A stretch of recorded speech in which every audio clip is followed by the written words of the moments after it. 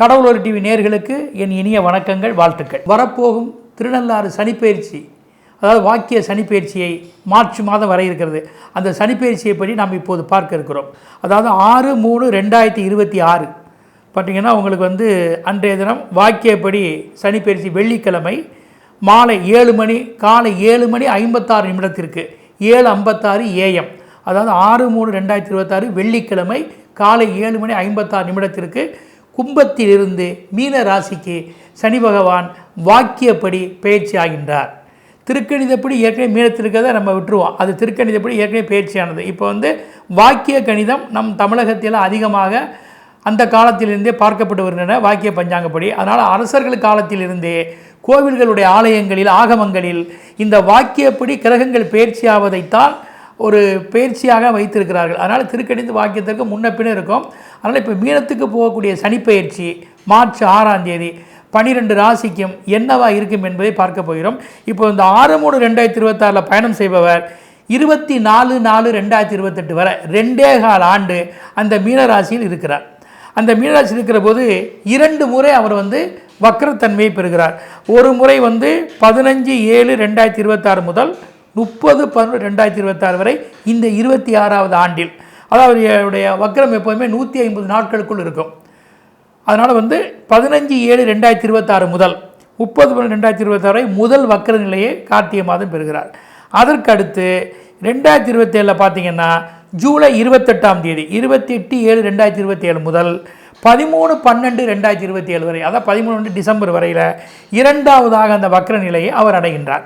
இப்பொழுது அவருடைய நேரடி சஞ்சாரங்கள், ராசியை பார்க்கக்கூடிய விதங்கள், இந்த வக்கர சஞ்சாரம் இதையெல்லாம் கணக்கில் கொண்டு 12 ராசிக்கும் அவர் தரக்கூடிய பலன்களை ஜோதிட ரீதியிலும் மற்றும் எண்ணியல் ரீதியிலும் வாஸ்து ரீதியிலும் அதை ஒன்று திரட்டி உங்களுக்கு மிகவும் எளிமைப்படுத்தி என்ன மாதிரி பலன்களை தருவார் என்பதையும் அறிந்து நமக்கு சாதகமான பலனா பாதகமான பலனா, அப்படி பாதகமான பலன் தான் அதுக்கு என்ன தக்க பரிகாரங்கள், இதோட இறையர்களோடு இந்த சனிப்பெயர்ச்சி பலன்களை இப்போது நாம் தொடருவோம். ஈஸ்வரனுடைய தன்மை பெற்றவர்கள் மொத்தம் நமக்கு அந்த காலத்திலிருந்து பார்த்திங்கன்னா சனீஸ்வரரே ஈஸ்வரன் பெயர் பெற்றவர் தான். அதற்கடுத்து ராவணேஸ்வரன் பல வரங்களை பெற்று ஈஸ்வரன் பலனை பெற்றவர்.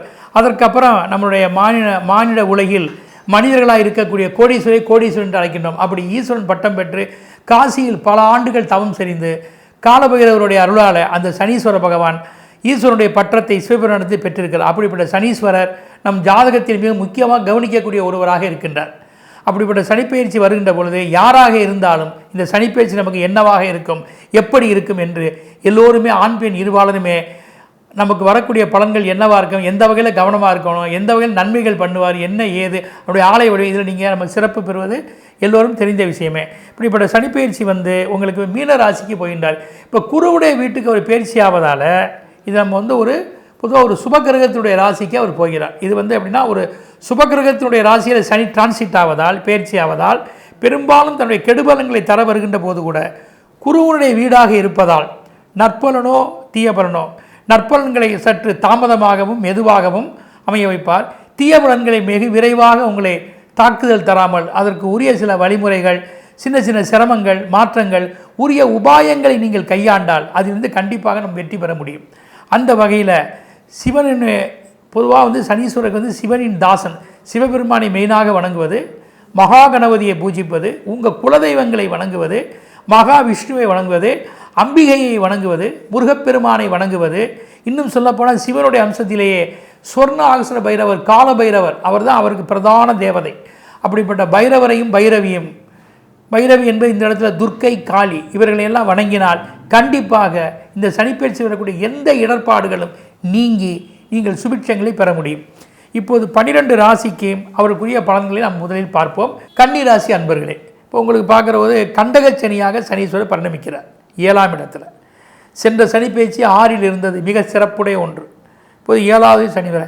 எப்போவுமே ஒரு கிரகம் மாறும்போது ஒரு ராசிக்கு நன்மையும் மற்ற ராசிக்கு தீமை வருவது சகசம்தான்.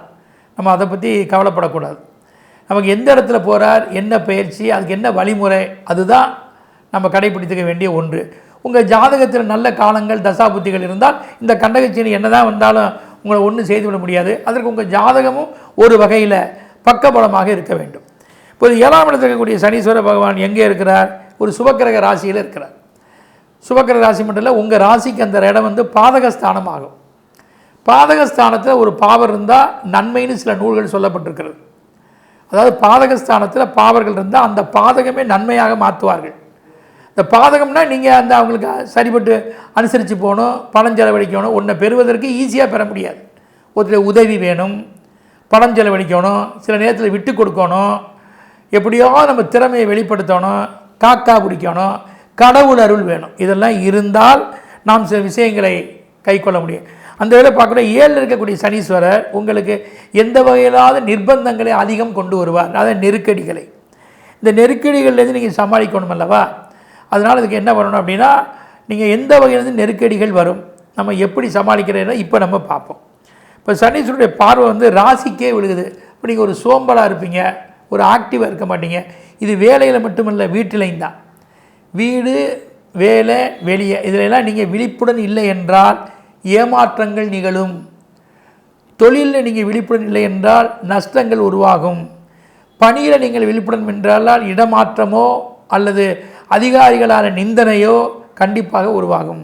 சரீரத்திலும் உணவு உடல் கட்டுப்பாடுகளை சரி செய்து கொண்டு இறை சக்தியோடு நாம் கடந்து செல்ல வேண்டும். தக்க மருத்துவ ஆலோசனைகள் தேவை. யாரை நீங்கள் பகிர்ந்து கொள்ளக்கூடாது. அக்கம் பக்கம் அடுத்த விஷயத்திலும் ரொம்ப நீங்கள் கவனமாக இருக்க வேண்டும். இப்போ 4ஆம் இடத்துக்கு அவருடைய பார்வை இருக்குது. சுகம் அற்பமாக இருக்கும். அது மட்டும் இல்லை, வண்டி வாகனங்களை நீங்கள் பார்த்து போகணும், பாதுகாப்பு கவசங்களோடு போகணும், இன்சு பாதுகாப்புகள் தேவை. உங்கள் உடைமைகள், பொருட்கள், எந்திரங்களை பற்றியெல்லாம் சரியான பாதுகாப்பு வழிமுறைகள். நமக்கு ஏதாவது நஷ்டம் ஏற்பட்டால் ரெட்டிபிகேஷன் பெறக்கான முறைகளை நீங்கள் கையாண்டுக்க வேண்டும். விலையுந்த பொருட்களை வங்கியில் நீங்கள் பாதுகாப்பாக வைத்து கொள்ள வேண்டும். இப்போது உங்களுக்கு உயர் படிப்புகளில் தடைகள் வரவே செய்யும். சற்று அதிக முயற்சி, படிப்புக்காக பணம் செலவழிப்பது, பந்துக்களுக்கு நிர்பந்தம், இதெல்லாம் உண்டாகும். வீடு, வாசல், வாகனம் இதெல்லாம் வாங்கிறத தள்ளி போடுங்க. அதனால் உங்களுக்கு பிரச்சனைகள் வந்துடலாம். பணத்தை முதலீடு உறக்கம் இல்லாமல் அதனால் பாதிப்பாகி சரியான டீல் பண்ணி நீங்கள் அந்த கையெழுத்தெல்லாம் போடலைன்னா ஏதேனும் ஒரு வகையில் நீங்கள் சிக்கலுக்கு உள்ளாவதற்கு அதிக மார்க்கங்கள் இருக்கின்ற பார்த்து பரிசீலனை செய்ய வேண்டும். தாயார் விஷயத்தில் கவனமாக இருக்க வேண்டும். தன் குடும்பத்தில் எல்லாரையும் அனுசரித்து நடந்து கொள்ள வேண்டும்.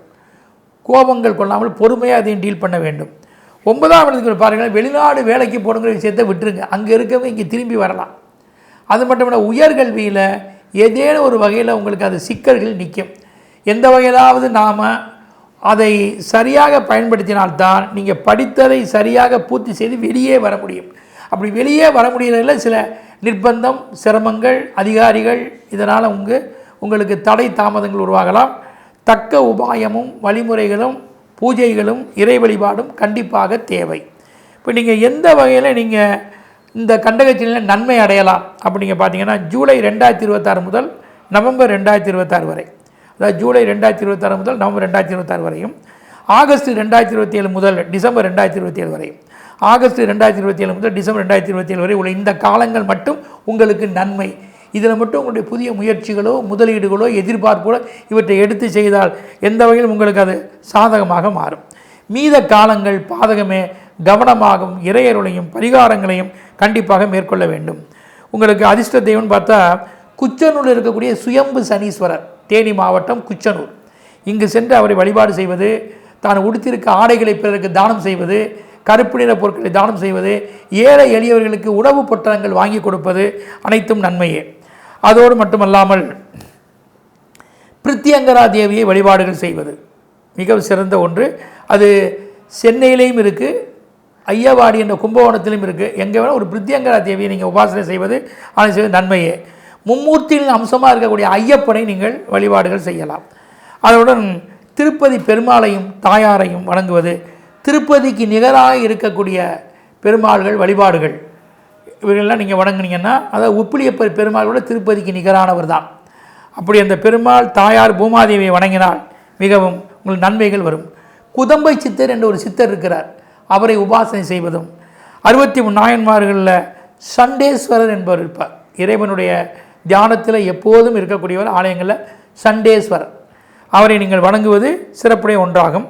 இப்போ அதிர்ஷ்ட எண்கள்னு பார்த்திங்கன்னா உங்களுக்கு நம்ம பார்க்கின்ற பொழுது 5, 26, 78 இந்த எண்கள் உங்களுக்கு எந்த வகையிலும் அனுகூலம் தரக்கூடியதாக இருக்கும். அதிர்ஷ்ட வாஸ்து திசைன்னு பார்த்தீங்கன்னா வடக்கு தெற்கு இந்த திசையுடைய பயண முயற்சிகள் யாவும் பயன் தரக்கூடியதாக இருக்கும். அதிர்ஷ்ட சின்னங்கள் எதை நீங்கள் பயன்படுத்த வேண்டும்? குதிரை, புலி இந்த வாகனங்கள், இந்த பறவைகளை, இந்த சின்னங்களை நீங்கள் தெரிகிற மாதிரி வைத்துக்கொள்வது வீடு வியாபார ஸ்தலங்களில் வீடுகளில் தன் பையில் வைத்து சென்று எடுத்து செல்வது யாவுமே நன்மையுடையதாக இருக்கும். இப்போ நீங்கள் அயகிரிவரை கையில் ஒன்று அவர் குதிரை வாகனத்தோடே இருப்பார், ஐயப்பனை வச்சுன்னா புலி வாகனத்தோடு இருப்பார். இந்த சின்னங்களை மட்டும் கூட நீங்கள் பயன்படுத்தி கொள்ளலாம். ஆமாம், பூமியிலிருந்து வரக்கூடிய பொருட்களை தானம் செய்வது, கிழங்குகள், தானிய வகைகள் இவற்றை கொண்டு வந்து இறைவனுக்கு படைப்பது, பிறருக்கு தானம் கொடுப்பது யாவும் உங்களுக்கு இந்த பயிற்சியால் நன்மைகள் ஏற்படும். கடவுள் அருள் டிவியை பார்த்தமைக்கு நன்றிகள். மேலும் இது போன்ற தகவல்களை தெரிந்து கொள்ள கடவுள் அருள் டிவியை சப்ஸ்கிரைப் செய்யுங்கள். மறக்காமல் பெல் ஐக்கானை கிளிக் செய்யுங்கள்.